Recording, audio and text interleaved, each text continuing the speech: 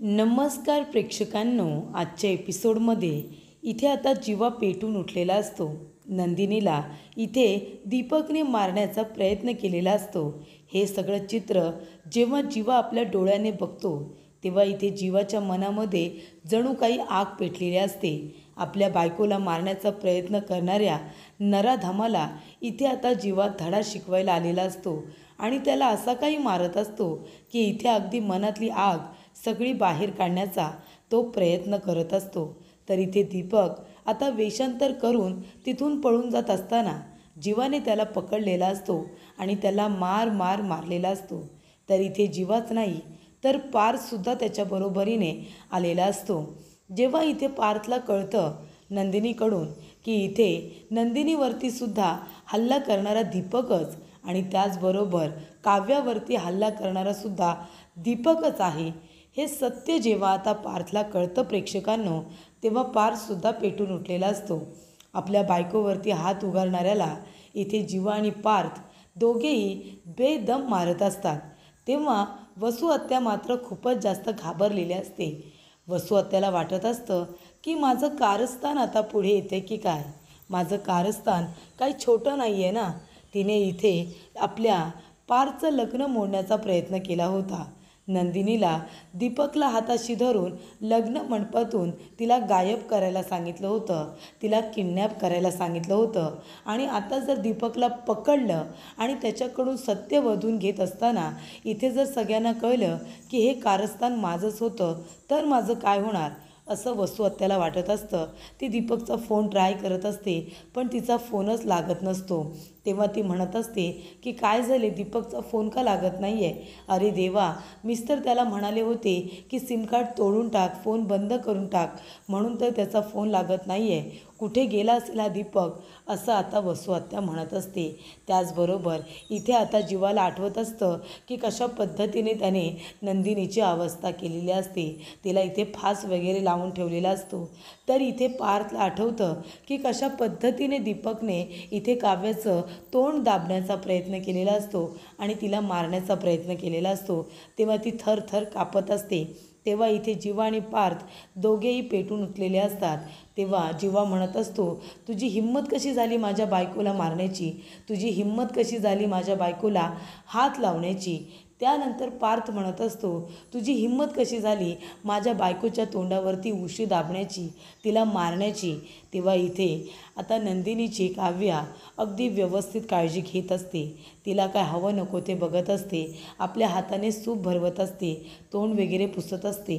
तिची व्यवस्थित ती काळजी घेत असते कारण तिलासुद्धा तिच्या चुकीची जाणीव झालेली असते. तेव्हा इकडे आता जीवा म्हणत असतो, माझ्या बायकोला नंदिनीला पुन्हा जर हात लावण्याचा प्रयत्न केलास, तिच्याकडे नजर वाकडी करून बघितलीस ना तर माझ्यापेक्षा वाईट कोणीच नसेल, कळलं तुला. तिच्याकडे पुन्हा इथे वाईट नजरेने सुद्धा बघायचं नाही. तेव्हा इकडे पार्थ म्हणत असतो आणि काव्याकडे सुद्धा, काव्याला जर पुन्हा हात लावण्याचा प्रयत्न केलास किंवा तिच्याकडे वाईट नजरेने जरी बघितलंस ना तरीसुद्धा आमच्यापेक्षा वाईट कोणीच नसणार आहे. तेव्हा इथे आता दोन भाऊ एकत्र आलेले असतात. तर तिकडे काव्य आणि नंदिनी दोन बहिणीसुद्धा एकत्र येत असतात. तर इथे नंदिनीकडून काही चुकीचं घडलेलं नसतं, घडत असतं ते काव्याकडून. अगदी दरवेळेला चुकीचं तिच्याकडूनच घडत असतं. इथे आता पार्थ आणि नंदिनी दोघांनाही माहिती नसतं की इथे काव्य आणि जीवाचा पास्ट काय आहे. ते दोघेही आपल्या पार्टनरबरोबर लॉयल आहेत. त्यांचं ज्यांच्याबरोबर लग्न झालं आहे त्यांच्याबरोबर ते लॉयल राहण्याचा प्रयत्न करत आहेत. आता त्या दोघांना काय माहिती की आमचं लग्न ठरण्याच्या आधीपासून या दोघांचं एकमेकांवरती प्रेम आहे ते. पण आता इथे सिच्युएशन ज्या पद्धतीने निर्माण झालेली असते आणि त्या पद्धतीने त्या दोघांची लग्न झालेली असतात. पण आता ते दोघेजणं आपलं लग्न टिकवण्यासाठी परिपूर्ण प्रयत्न करत आहेत, अगदी 100% देत आहेत आपल्या नात्याला, एफर्ट्स टाकत आहेत आपलं नातं टिकवण्यासाठी. पण इथे जीवा आणि काव्या दोघेजणं मात्र नेहमी नाराज आणि रागातच राहत असतात. पण जेव्हा इथे आता काव्यावरती हल्ला करणाऱ्या दीपकला पार्थ इथे बेदम मारत असतो काव्याच्या प्रेमापोटी, तर इथे नंदिनीवरती हल्ला करणाऱ्या दीपकला इथे आता जीवा मारत असतो कारण त्यालासुद्धा आता नंदिनीबद्दल थोडं थोडं काही ना काहीतरी मनामध्ये वाटायला लागले. निदान माणुसकी तरी त्याच्या मनामध्ये आता आलेली आहे. त्यानंतर प्रेक्षकांनो, इथे नंदिनीवरती हल्ला केला म्हणून जीवा जो काही पेटून उठलेला असतो तो इथे दीपकची हालत करून सोडतो. त्याला बेदम मारत असतो. म्हणत असतो की माझ्या बायकोला हात लावलास, माझ्या बायकोवरती हल्ला केलास, ती साधी भोळी मुलगी, तिच्यावरती वाईट नजर ठेवतोस. अशी प्रत्येक गोष्ट आता त्याला नंदिनीची आठवत असते. त्यानंतर प्रेक्षकांनो, इथे जीवाला आठवत असतं की कशा पद्धतीने त्याने पारचा इथे अपमान केला होता. विनाकारण त्याच्यावरती राग काढला होता. त्याच्या मनामध्ये दुसरं काही असू दे, पण इथे पारची काय चुकी? पार्थला तर माहिती नव्हतं ना. आणि मग तसंच जर होतं तर आता जशी हिंमत दाखवताय एकमेकांना उलटं बोलण्याची, तशीच हिंमत थोडी लग्नामध्ये दाखवली असती तर कदाचित जे झालं ते झालं नसतं. त्यानंतर प्रेक्षकांनो, इकडे आता नंदिनीला आठवत असतं की कशा पद्धतीने काव्या तिला उलटं बोलत असते. काव्यालासुद्धा आठवत असतं आणि नंतरला तिला रिअलाईज होतं की आपण जे काही आपल्या बहिणीबरोबर वागत होतो ते सगळं चुकीचं होतं. इथे ती आता नंदिनीला म्हणालेली असते की तू इथून निघून जा, कायमस्वरूपी निघून जा. तू जर निघून गेलीस ना तर कितीतरी प्रॉब्लेम इथे सॉल्व्ह होतील. त्याच्यामुळे प्रेक्षकांनो, इकडे आता नंदिनी म्हणते की तुझी नंदिनी गेल्यानंतर काव्या, तुला आनंद होणार असेल ना, तुला असं वाटत असेल की सगळं काही प्रॉब्लेम्स निघून जाणार आहेत, सगळं काही ठीक होणार आहे, तर मी निघून जाईन तुमच्या आयुष्यातून कायमची. तेव्हा इथे जीवा पार्थला मिठी मारतो तर नंदिनी काव्याला मिठी मारते. तेव्हा इथे आता काव्य आणि नंदिनीतलं प्रेम वसू आत्याला काही बघवत नसतं. वसू आत्या लगेचच किचनमधून त्या दोघींकडे बघत असते.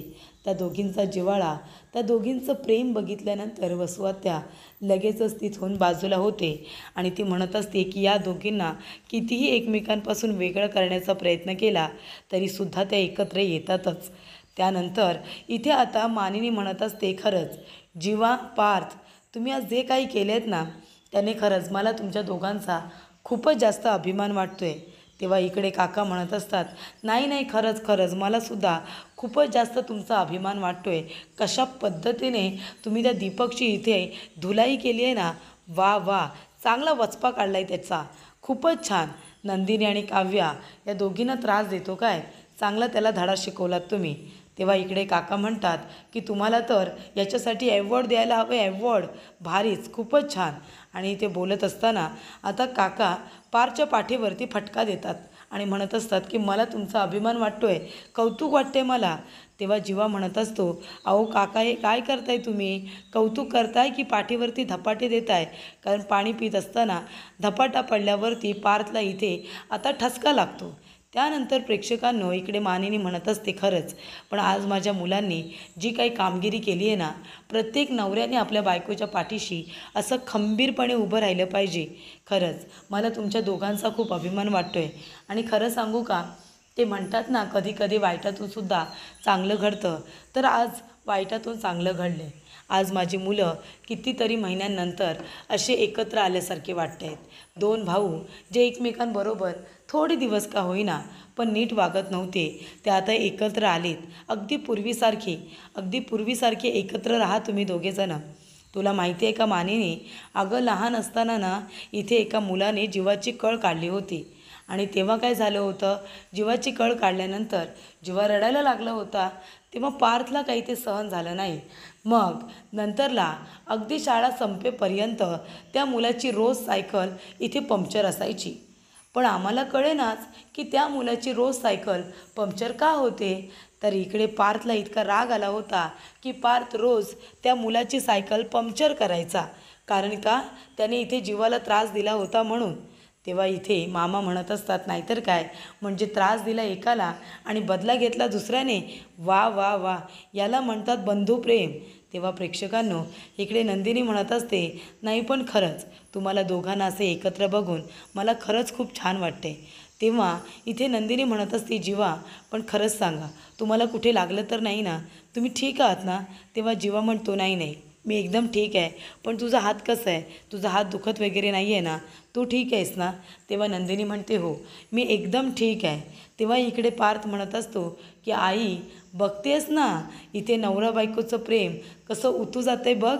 तेव्हा इथे नंदिनी आणि जीवा दोघेही लाजायला लागतात. तेव्हा इकडे आता नंदिनी म्हणत असते, नाही पण खरंच काव्याने आज माझी खूप काळजी घेतली. माझा नवरा आणि माझी बहीण जर माझ्याबरोबर असतील तर दुसरं मला काय हवं आहे, दुसरं मला काहीही नको आहे. त्यानंतर प्रेक्षकांनो इथे काव्या लगेचच जीवा आणि नंदिनीकडे डोळे मोठे करून बघायला लागते. त्यानंतर प्रेक्षकांनो इथे आता जीवाला खूपच जास्त नंदिनीची काळजी वाटते. ही गोष्टसुद्धा काव्याच्या लक्षात आलेली असते, कारण ज्या पद्धतीने इथे जीवाने आता धुलाई केलेली असते ना दीपकची, त्या पद्धतीने आता सगळ्यांच्या लक्षात आलेलं असतं की आता कुठेतरी जीवाच्या मनामध्ये नंदिनीबद्दल काहीतरी फिलिंग्स येत आहेत. हे आता पार्थलासुद्धा कळलेलं असतं. तेव्हा इकडे काका म्हणत असतात की मी काय म्हणतो, तुम्ही दोघेही जण आता थकून आलात, त्या दीपकची धुलाई करून आलात, मग आता जा बरं, तुम्ही दोघेही जण फ्रेश व्हा आणि मस्तपैकी गरमागरम जेवायला या. इथे शावर घ्या थंड पाण्याचा आणि मग जेवण झाल्यानंतर माझ्याकडून आज तुम्हाला सगळ्यांना ट्रीट, मी इथे आता आईस्क्रीम मागवतोय, तुम्ही थंडगार आईस्क्रीम खा. त्यानंतर इथे मानिनी म्हणत असते की हे फडकं दे काव्या माझ्याकडे, इथे मी सगळं पुसून घेते, तू नंदिनीला ने बरं तिच्या रूममध्ये घेऊन जा. तेव्हा इकडे नंदिनी आणि काव्या दोघीजणी आता रूममध्ये जात असतात. तर तिथे जेव्हा इकडे काका पारच्या पाठीवरती ठपका देतात तेव्हा त्याचं पाणी खाली पडलेलं असतं. ते मानिनी आता टेबलवरून पुसून काढत असताना वसू आत्या मात्र टेन्शनमध्ये असते. वसू आत्याच्या चेहऱ्याचा रंगच हा उडालेला असतो. तेव्हा इकडे मानिनी म्हणत असते, काय वसू आताई, काय झालं तुम्हाला, तुमच्या चेहऱ्यावरचा असा रंग का उडाला आहे. अहो तुमच्या भाच्यांनी बघितलं ना काय केलं, दोघेही भाचे तुमचे गेले आणि छान त्या दीपकला धडा शिकून आले. त्या दीपकला असंच हवं होतं. अहो तसे गेले होते ना, जसे गेले होते तसे ते दोघेजण परत आले आहेत, त्यांना काहीही झालेलं नाही आहे आणि तुम्ही उगाच काळजी करत होता ना की त्यांना काही होईल म्हणून. तो दीपक खूपच जास्त सायको आहे, तिकडे कशाला जायचं त्यांनी, असं तुम्ही म्हणत होता. पण तुम्ही बघितलंत ना, जसे ते दोघंजणं गेले तसे सुखरूप परत आले. काय हो काय झालं वसुताई, आपल्या इथे तुमच्या भाच्यांनी त्या दीपकला धडा शिकवलेला तुम्हाला आवडलं नाही आहे का. त्यानंतर इथे वसू आत्या काहीच बोलत नाही, सरळ ती तिथून निघून जाते. तेव्हा इथे मानिनीने मुद्दामूनच हा टोमणा तिला दिलेला असतो. त्यानंतर प्रेक्षकांनो नंदिनीच्या एका हाताला एवढं लागलं आहे तरीसुद्धा ती एका हाताने कपड्यांच्या घड्या करत असते. तेव्हा तिथे जीवा येतो आणि म्हणत असतो, नंदिनी हे काय आहे सगळं, तू का करतेस हे, अगं तुला बरं वाटत नाही आहे ना, तुझ्या हाताला लागलं आहे, मग आतासुद्धा ए चकाचक बाई तुला हे साफसफाई करायचीच आहे का. तेव्हा नंदिनी म्हणत असते, अहो असं काय करताय, हे कपडे असेच पडून होते, आता सकाळपासून मी काही केलेलं नाही आहे, पण मला आता पसारा बघवत नाही आहे, मला निदान या घड्या तरी करून ठेवू दे आणि थोडेच कपडे आहेत मी पटापट करते. तेव्हा इकडे जीवा म्हणतो, एक मिनिट चकाचक बाई, प्रत्येक वेळेला हे दाखवायलाच पाहिजे की मला किती चकाचक सगळं ठेवावं लागतं, याची गरज नाही आहे, काही नको करूस. तेव्हा नंदिनी म्हणते, जीवा असं काय करताय तुम्ही, हे बघा तुम्ही पसारा करता, मग कुणाला तरी इथे चकाचक बाई व्हायलाच हवं आहे ना, त्यामुळे आता मी इथे सगळ्या घड्या करणार तेव्हाच मी गप्प बसेन. तेव्हा जीवा म्हणतो, तू आराम कर ना जरा, तू कशाला इथे कामं करतेस. तेव्हा नंदिनी म्हणते, अहो मी सकाळपासून आरामच करते, मला आता कामं करू द्या. तेव्हा इथे जीवा म्हणत असतो, मग ठीक आहे मी या कपड्यांच्या घड्या करतो. तेव्हा नंदिनी म्हणते, काय कपड्यांच्या घड्या तुम्ही करणार आहात, आणि नंदिनी आता हसायला लागते. तेव्हा जीवा म्हणतो, का काय झालं, मी कपड्यांच्या घड्या करू शकत नाही का, त्याच्यामध्ये हसण्यासारखं काय आहे. तेव्हा नंदिनी म्हणते, जीवा तुम्ही इथे पसारा घालता, तुम्ही मला नाव ठेवले चकाचक बाई, कारण तुम्ही पसारा घालता म्हणून, मग आता पसारा घालणारा माणूस जर चकाचक बाई झाला तर मग कसं होणार ना. हे म्हणजे असं झालं की वर्गातला सगळ्यात इथे आगाऊ मुलगा, सगळ्यात अतरंग मुलगा, त्याला मॉनिटर केल्यासारखं आहे आणि मग तो सगळ्यांना म्हणणार गप्प बसा रे. तसं झालं आहे आता तुमचं, म्हणजे तुमच्यामध्ये चकाचक बाई घुसलेली दिसते, बरोबर की नाही. तेव्हा इथे जीवा आता हसायला लागतो. तेव्हा नंदिनी म्हणते, अरे वा, हेच तर हवं होतं मला, तुमच्या चेहऱ्यावरती स्माईल यायला हवं होतं. बघा हसताना किती छान दिसताय बरं तुम्ही, तुमच्या बायकोचा सेन्स ऑफ ह्युमर खूपच जास्त छान आहे हां, बघा तुम्हाला हसून दाखवलं की नाही. तेव्हा इकडे नंदिनी म्हणत असते, जीवा हसत जा ना तुम्ही नेहमी, तुम्ही हसताना खरंच खूप छान दिसता, तुमच्या गालावरती जी खळी पडते ना ती खूपच जास्त छान आहे. तुम्हाला माहिती आहे का, लहान असताना शाळेमध्ये कॉलेजमध्ये मलासुद्धा असं वाटायचं की मलासुद्धा खळी पडायला हवी होती. मला खूप कौतुक होतं तिचं, पण माझ्या गालांवरती कधी खळी पडलीच नाही. मग मी काय करायचे, पेन्सिलने असं इथे माझ्या इकडे खड्डा करायचे जेणेकरून मला इथे खळी पडेल, पण असं कधी झालंच नाही. माझा तो हट्ट होता की मला इथे खळी हवी होती, पण मला कधीच खळी पडली नाही. पण तुम्हाला ती पडते तर तुम्ही मनापासून हसत जा ना. त्यानंतर प्रेक्षकांनो, इकडे आता पार्थ स्वतःच्या हातानेच इथे मलम लावून घेत असतो. तेव्हा काव्या म्हणते, खूप दुखतंय का? तेव्हा पार्थ म्हणतो, नाही हो, थोडंसं खरचटलं इतकंच. पण तुम्ही उठून मला इतकं प्रेमाने विचारलंत, म्हणजे तुम्ही खरंच मला हे काळजीने विचारलंत ना, माझ्यासाठी उठलात ना तुम्ही. तेव्हा काव्या म्हणते, मी आहे ना उठायलाच नको होतं. तेव्हा पार्थ म्हणतो, नाही नाही ठीक आहे, तुम्ही उठलात, मला काळजीने विचारलंत. तर तुम्हाला माहिती आहे का, तुमचं इथे एक शब्द जरी काळजीने मला विचारणं म्हणजे माझ्या प्रत्येक जखमेवरती अगदी मलम लावून देण्यासारखं आहे. तुम्ही नॉर्मल जरी मला विचारलंत ना, विचारपूस केलीत ना, तरीसुद्धा मला छानच वाटतं आणि हे तुम्हाला चांगलंच माहिती आहे. असू दे, तुम्ही थोडंसं काळजीने का विचारलंत, माझ्यासाठी ते पुरेसं आहे. त्यानंतर इथे आता पार्थ म्हणत असतो, तुम्हाला माहिती आहे का नंदिनी, जेव्हा आता घरी आली ना ज्या अवस्थेमध्ये, त्या अवस्थेत जेव्हा जीवाने तिला बघितलं, त्यानंतरला जीवाच्या अंगामध्ये काही वेगळंच इथे संचारलं होतं. म्हणजे ज्या पद्धतीने त्याने त्या दीपकला मारले ना, तेव्हा काव्या म्हणते, का माझ्यावरती हल्ला केला म्हणून? तेव्हा पार्थ म्हणतो, नाही, तुमच्यावरती नाही, नंदिनीवरती हल्ला केला म्हणून. म्हणजे तुमच्यावरती हल्ला केला होता तेव्हासुद्धा जीवाला राग आला होता, पण आता आला होता तसा नाही. नंदिनीवरती हल्ला केल्यानंतर जीवा जणू काही पेटूनच उठला होता. त्याच्या अंगामध्ये नक्कीच काहीतरी संचारलं होतं. इतका राग आला होता ना त्याला असं वाटत होतं की दीपकला ठार मारावं, इतका तो पेटून उठला होता. म्हणजे जीवाला याच्या आधीसुद्धा मी रागात बघितलं आहे, पण आता जे काही बघितलं आहे ना मी त्याला, तसं मी त्याला आधी कधीच बघितलं नव्हतं. मला असं वाटतं आहे की जीवाच्या मनामध्ये सुद्धा आता नंदिनीबद्दल काहीतरी यायला लागले. तेव्हा इकडे जीवा आता कपड्यांच्या घड्या करत असतो, पण कशा पण. तेव्हा नंदिनी म्हणते, नाही नाही जीवा, अशा नाही करायच्या, मी तुम्हाला शिकवते बरं. तेव्हा ती सांगते की आता शर्टचे दोन्ही हात आतमध्ये घ्या आणि व्यवस्थित करा, जास्त इथे वच्चा ठेवू नका कपड्यांना. चला आता इकडून फोल्ड करा बरं, खालून फोल्ड करा. अशा पद्धतीने ती आता जीवाला गाईड करते आणि खूप सुंदर अशी घडी जीवाने आता घातलेली असते. तेव्हा नंदिनी म्हणत असते, अरे वा, किती छान घडी घातलीत बघा तुम्ही तुमच्या शर्टची. म्हणजे पहिल्यांदा तुम्ही ही घडी केलेली असतानासुद्धा इतक्या छान पद्धतीने केली. जर कोणी बघितलं ना तुम्हाला अशी घडी वगैरे करताना, तर बोलणार नाही की पहिल्यांदाच करताय म्हणून.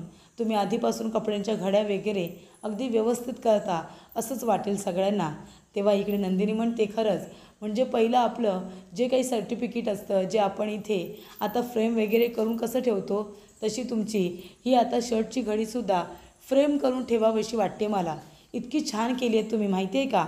त्यानंतर प्रेक्षकांनो, इथे आता नंदिनी म्हणत असते की जेव्हा तुम्ही अशा छोट्या छोट्या गोष्टी माझ्यासाठी करता ना, माझ्याबरोबर तुम्ही हसता, तेव्हा मला खरंच खूप छान वाटतं. मला तुमच्याबरोबर हसत खेळतच माझं आयुष्य काढायचं आहे. तुम्ही जेव्हा खुश असता ना, तेव्हा तुमचा आनंद बघून मी खुश होत असते, आणि जेव्हा मी तुमच्याबरोबर असते ना जीवा, तेव्हा मी आनंदी असते. तुम्ही मला आनंदी ठेवता. तेव्हा इकडे जीवा म्हणत असतो, आणि तू नेहमी आनंदी राहिलंच पाहिजे, तू नेहमी आनंदी असलं पाहिजे, आणि तोच आता माझा प्रयत्न असणार आहे. तेव्हा जीवा म्हणत असतो, नंदिनी, काल तुला मी आनंद निवासमध्ये बघितलं, तेव्हा माझ्या मनाची काय अवस्था झाली होती ना, ते मी तुला सांगू शकत नाही. तेव्हा जीवाच्या डोळ्यात पाणी असतं. नंदिनी म्हणते, जीवा, तुमच्या डोळ्यात पाणी? तेव्हा इथे जीवा खूपच जास्त इमोशनल झालेला असतो.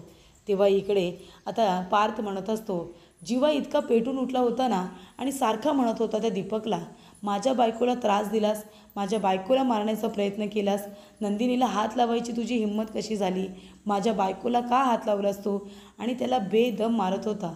मला खरंच असं वाटते काव्या, की आता जीवाच्या मनामध्ये सुद्धा नंदिनीबद्दल काहीतरी आहे. म्हणजे नंदिनीचं जीवावरती प्रेम आहेच, मला माहिती आहे, कारण का तिच्या वागण्या बोलण्यातून ते सतत दिसत असतं. पण आता जीवाच्याही मनामध्ये नंदिनीबद्दल प्रेम आहे असं मला वाटायला लागलं आहे.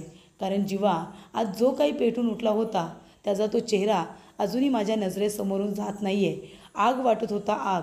याच्या आधीसुद्धा तो किती वेळा तरी रागात होता, पण आता जो काही वागला ना, तो वेगळाच जीवा मला बघायला मिळाला. त्यानंतर इथे आता जेव्हा पार्थ इथे जीवा आणि नंदिनीबद्दल बोलत असतो तेव्हा काव्याला ते काही ऐकवत नसतं. तेव्हा पार्थ म्हणत असतो, काव्या तुम्हाला काय वाटतं? बरोबर बोलतोय ना मी? इथे नंदिनीचं जीवावरती प्रेम आहे, पण जीवाचंही आता असेल ना? त्याच्या मनातसुद्धा नंदिनीने जागा निर्माण केली असेल ना? तेव्हा काव्या म्हणते, खूप जास्त रात्र झाली आहे, बास झाला आता, झोपा. त्यानंतर इथे आता लगेचच पार्थ झोपतो आणि त्याचबरोबर काव्याला आता इथे जीवा आणि नंदिनीबद्दल काहीही ऐकवत नसतं. तेव्हा ती आता झोपत असते, पण तिला काही झोप येत नाही. तर इथे ती झोपायला जाते तेव्हा तिला आठवत असतं की इथे जीवा नंदिनीसाठी पेटून उठला होता. नंदिनीसाठी त्याने इथे त्या दीपकची धुलाई केलेली आहे. त्यामुळे प्रेक्षकांनो इथे आता काव्याला आठवत असतं की कशा पद्धतीने जीवा इथे नंदिनीला उचलून घेऊन येतो, कशा पद्धतीने तो तिच्यासाठी रेसलेस झालेला असतो. ही प्रत्येक गोष्ट आता काव्याला आठवते आणि काव्या टेन्शनमध्ये येते. ती इथे पाण्याचा ग्लास घेते आणि ढसा पाणी पित असते. तेव्हा ती म्हणत असते, नाही नाही पार्थ, तुम्ही काही बोला, कितीही गोष्टी रंगून रंगून सांगा, पण मला माहिती आहे जीवाच्या मनामध्ये नंदिनीताईबद्दल असं काही नाही आहे. त्या दोघांमध्ये असं काही होऊ शकत नाही. नाही, मला मान्य आहे की इथे आनंद निवासमधून घेऊन येत असताना इथे जीवा नंदिनीताईला उचलून घेऊन आला होता, पण ती बेशुद्ध होती. ती बेशुद्ध होती म्हणून इथे जीवा तिला उचलून घेऊन आला होता. याचा अर्थ त्याचं तिच्यावरती प्रेम आहे असा तर होत नाही ना? त्या दोघांमध्ये असं काहीच होऊ शकत नाही. आणि इथे आता काव्य स्वतःच्याच मनाला समजवण्याचा प्रयत्न करत असते. तर पुढील भागामध्ये इथे पोलीस जीवाला अरेस्ट करायला आलेले असतात, कारण त्याने दीपकला मारहाण केलेली असते. तेव्हा जीवा म्हणतो की त्याने माझ्या बायकोवरती इथे हल्ला केला होता, तिला मारण्याचा प्रयत्न केला होता, मग त्याची हालत अशीच होणार. तेव्हा इकडे पोलीस विचारतात, कोण तुझी बायको? तेव्हा इकडे आता जीवा म्हणत असतो की माझ्या बायकोचं नाव नंदिनी जीवा देशमुख आहे. तेव्हा इथे काव्य त्याच्याकडे बघतच राहते आणि नंदिनीला खूपच जास्त आनंद होतो जेव्हा जीवा इथे तिला बायको असं म्हणतो आणि तिचं इथे पूर्ण नावसुद्धा घेतो.